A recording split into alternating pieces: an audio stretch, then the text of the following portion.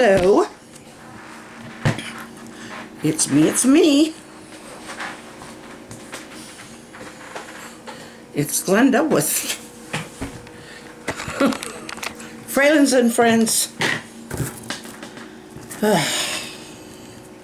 Goofy Network. No.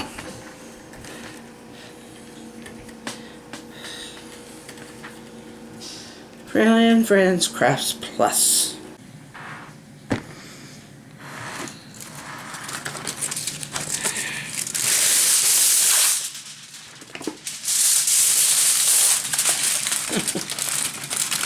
Okay.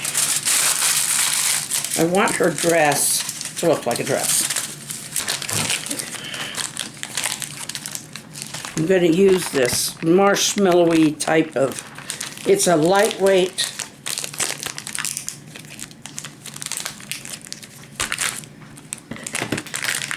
it's a very lightweight kind of marshmallowy texture, ultralight they call it. It's great for giving a nice, it doesn't have to be perfectly smooth, but it gives a smoother, something smoother for the foil to, not the foil, for the super sculpey clay to cling to.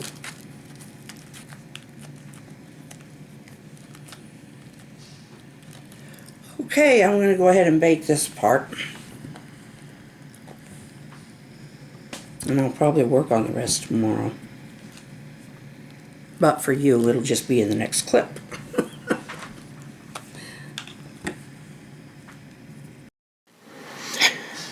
Hello again, everybody.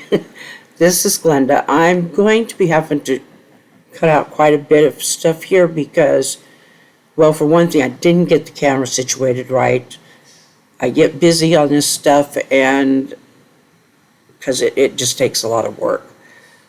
Right now, I am cutting open these tubes so that I can, or these snakes of clay, so that I can attach them as arms and legs. One thing I will note is I used the wrong wire. The wire I grabbed was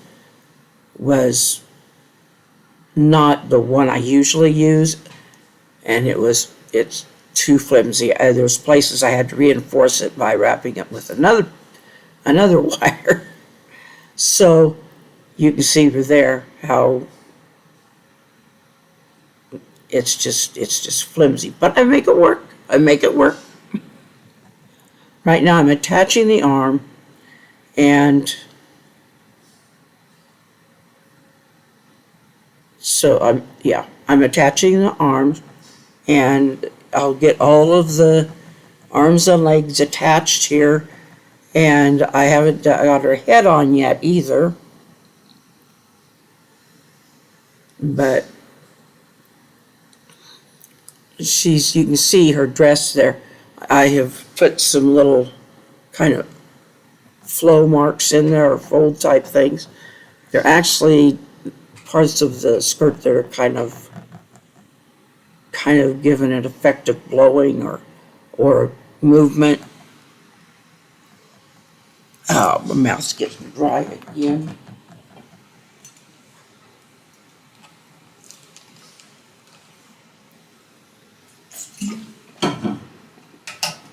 Sorry about that. I woke up in the middle of the night and decided, well, I'll just go ahead and do this. And yeah, okay, I am probably reinforcing my shoulder right now, and because I make sure I kind of use the shoulder blade or scapula area to try and make it look as natural as possible and reinforce it. This is the kind of school teacher you would find in the old country school. But she doesn't have a long dress, but She's a very long, oh, I do have her head on there. She's a very long teacher. No, she's, okay. I was checking out to make sure that the camera was recording. I'm probably going to not make you watch all of this where I'm putting the arms and legs on. I want you to be able to see some of the fun stuff, like the painting. So, but yeah, I've got her head on, and right now I'm working on those arms and legs.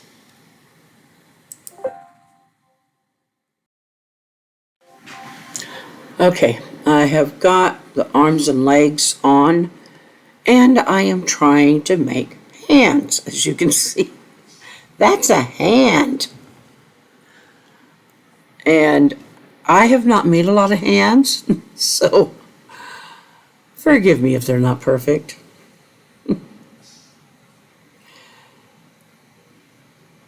I'm putting knuckles on. I was trying to figure out, what am I doing? I'm trying to put knuckles on, but I keep clicking them.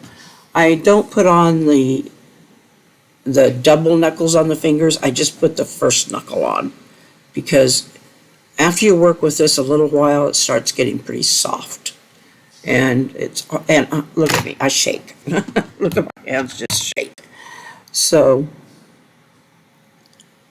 but yes, this is something that I've been working on for an hour here, an hour there, a couple hours here, a couple hours there for this past week. So there's a lot of trimming I have to do the film here in order to not go over. But I'd like to have you see me put one hand on. But this is how I only did 3 fingers. I did a thumb and 3 fingers. I just didn't have I didn't have enough clay on it. It's a lot of work to get all 4. I've got one hand on already, as you can see. And I think I'm trying to find the thumbs. I'm trying to be very careful to get the thumbs on the inside so they look right and left instead of like. Okay, up there at the top, I didn't show it for very long, but hopefully I will be picking her up again. I put some puff sleeves on her dress. I just thought, it just wanted to put some puff sleeves on. And just very briefly, you get a glimpse of that back shoulder there where I put this kind of that scapula or shoulder blade. And then on the front, I did kind of a clavicle type thing and blended it in so that I've got the shoulders looking like shoulders. And the arms, I still got my little nose in there. Okay, this is the hair. What I'm using is called cause clay. And I decided to go with an old school teachery look. So she's kind of in a couple of centuries here. But we had a school teacher when I was in junior high who still did her hair up in a bun. And everybody wanted to take it down and show us how long it was once. She says, oh no. She says, I'll just tell you, it's down past my knees. She had a big old tight bun there.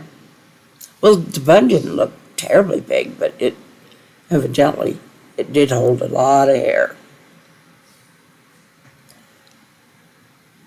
So I'm shaping the hair to the head now. And the reason I'm using cause clay, I'm sorry, I forgot to tell you that. The reason I'm using the cause clay is because it's a little bit more flexible after it's baked, so it doesn't, if you bend it a little, it doesn't. If I had been really smart, I would have used it on the fingers and stuff, but I'm just not that smart sometimes, especially when I'm just trying to get things done. But I can't remember if I have her baked by now. I have to, I wouldn't be. I don't know. I have smashed her face a few times. So I have reshaped it back to the way I want it a few times too. So, but here I make a snake of clay and then I twist it up in that bun. And I was thinking maybe I should take off and glue it on, but it was stuck on there. So I will be, you don't need to watch me roll it all. Okay, you can almost see that she's got her bun on there. No, you can see it. What I'm doing now is I'm putting some little marks where the hair is being drawn up. It just isn't right if you don't have the hair drawn up into the bun. So she's all pinning it up there, and I am just giving her the strands of hair to make it look realistic. And I will paint her hair. I struggled with, should I go ahead and paint it gray, or should I, but I decided to give her color. So you'll see that when I paint. That piece of wire on the back, it's not connected to her. It's just caught up in the clay, so I have to get that out of there.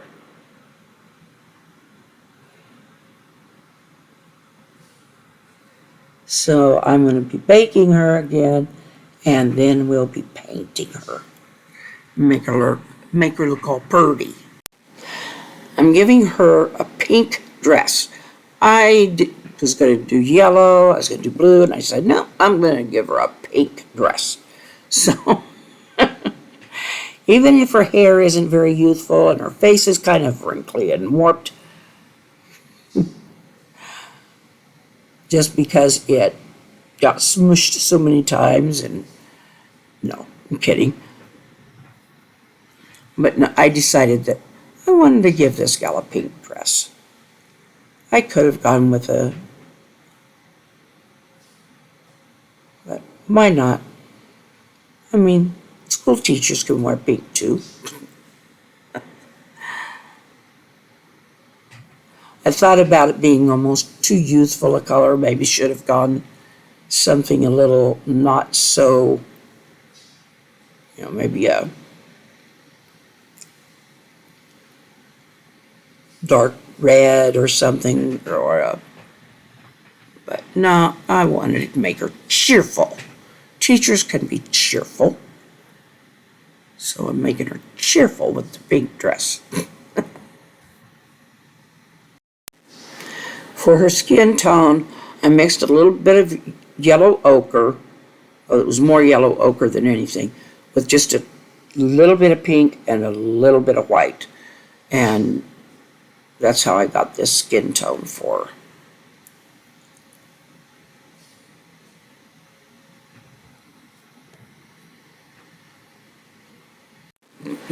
It's time to give her some makeup and some eye color, and I kind of struggled with it because I'm on the struggle bus. But I give her some nice pink lips and some blue eyes, and I put a little rouge on her. I ended up not doing eyelashes. I tried, I ended up messing it up, so I wiped it off.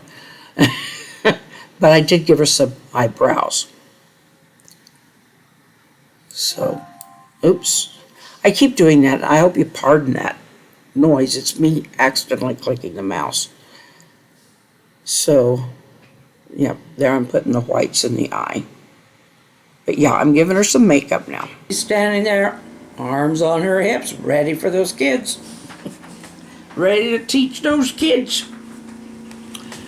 Okie doke. That is what I've been working on and why I've been making short little videos this past week. Thank you for watching, and I will see you in the comic books.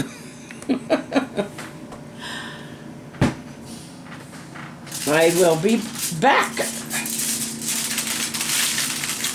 Maybe mañana. More than likely mañana. Tomorrow.